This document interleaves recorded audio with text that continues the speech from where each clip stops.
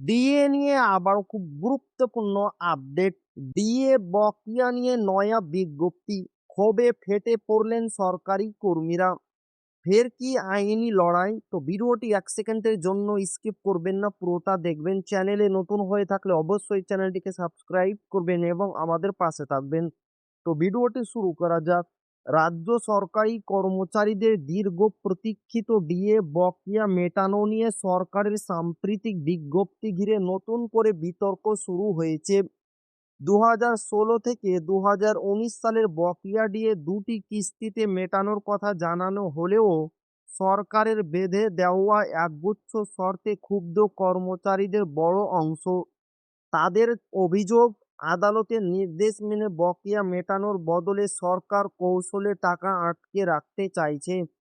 বিজ্ঞপ্তি অনুযায়ী গ্রুপ এ, বি এবং সি কর্মীদের বকেয়া টাকার একাংশ সরাসরি হাতে না দিয়ে জিপিএফ-এ জমা রাখা হবে, যা নির্দিষ্ট সময়ের আগে তোলা যাবে না।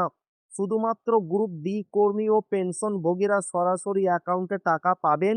এই বিভাজন নিয়ে প্রশ্ন তুলেছেন আন্দোলনকারী সংগঠনগুলি।